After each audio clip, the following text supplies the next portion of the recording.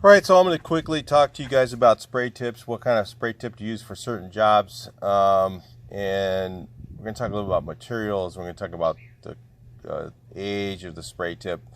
Again, you guys know that I always use, almost always use flat tips.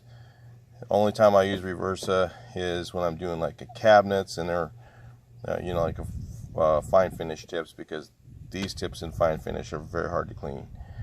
So, and usually when you're using a fine finish, you get a lot of overspray because they get literally to get twice as much overspray. The double overfrost tips, 414, 416, 16, 18, what is the other one? 12, 14, 16, 18. If they have that number on them, that's a double orifice tip. So those get a lot more overspray. So I will use a reversa tip on those, and that's because they're easier to clean, and that's only for cabinets. So anyway, that's because I'm in a controlled area, I'm doing cabinets, I don't really care about overspray at that point. I'm looking at quality finish only. So when you grab your tips out of your box, you always want to keep some that are new, some that are like somewhat used, 5-10 gallons through them, and then some that are blown out. So you can select the right tip for the material you're using. Now, of course, a smaller tip like a 211, that's going to be using for like wrought iron pieces, stuff like that. Something where it's really small area, or you're doing something, that you're using a really fine material. The 411 I don't use very much. 311 might use that sometimes. It's too small for most things. That's for really fine materials. When there's really, really thin material, a lot of times you'll get material that's super, super thin. It's almost like a stain type of stuff. I'll use that for 11 thousandths opening. The 13 is not really a very good tip for flat. I won't use a 413 or anything like that for 13s. And the 4 I'm going to use for a smaller area where there's a lot of break, so there's a lot of corners, and stuff like that I'm going to be working around, or there's really narrow areas, small areas. And then the 5 is your more common tip. The 515 is kind of the beginning small tip for flat. You can use a 517 for flat finish.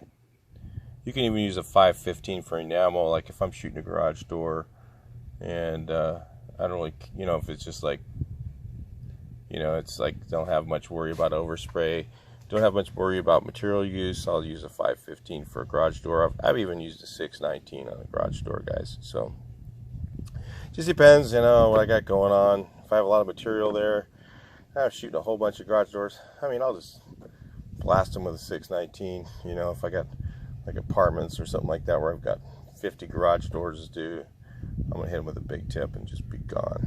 It'll go real fast. Oh yeah, and I don't get any runs. You just got to really watch yourself, be good. So, your 6 is for larger walls when you have, less breaks. Like if you're painting somewhere it has the walls that go like this, and it's like that. You don't want to use a 6 because you're going to be constantly stopping, turning sideways, doing 45-degree angles on the corners, and it'll slow you down a lot.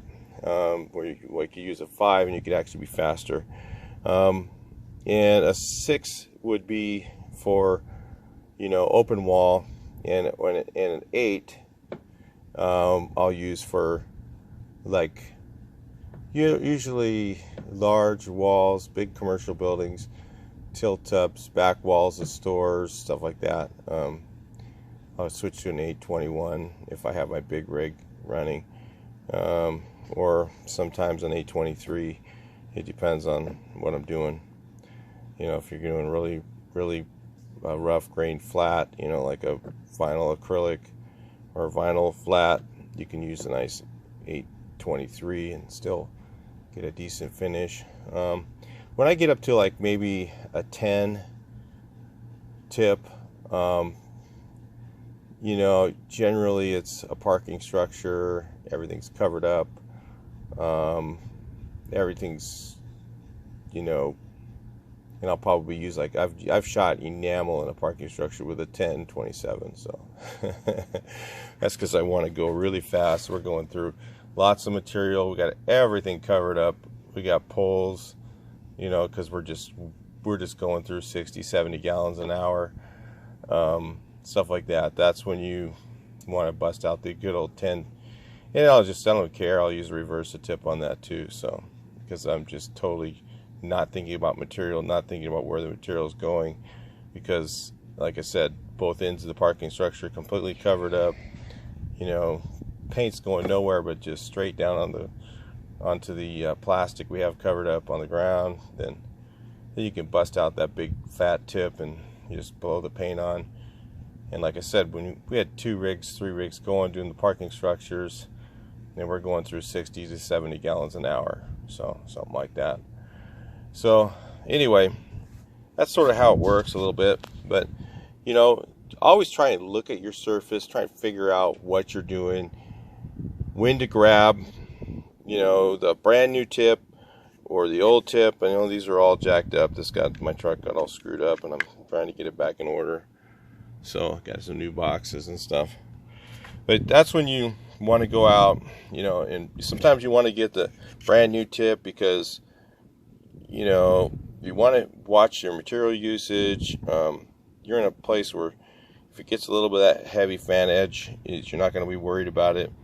Sometimes you want that middle tip where it's kind of maybe got 10 gallons through it, and you'll use that on the walls where you have like, you know, like interior wall and stuff like that. I'll use a lot of the middle tips, or even a semi blown out tip. Because a lot of times you'll have to overpressure a lot for those blown out ones, so I won't always use those for that. But there's times when you'll want a blown out tip. You know, I can't really think of one right now, but there's times when I'll grab that blown out tip. So then, but when they're really too blown out, that's when I just throw them away.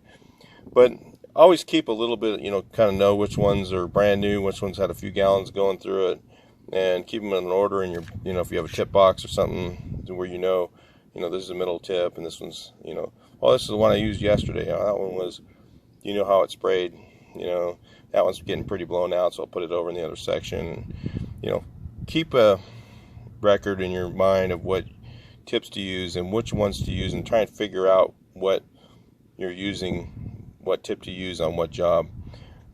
Again, you guys who are not new or new to the channel, the reason I use flat tips is not because they're cheaper. It has nothing to do with that. It's all about less overspray. And if you haven't used one, check out my setup, see how I do it, and watch my spray videos, and you'll see why. Alright, so I'll talk to you in the next video. Please like, share, and subscribe.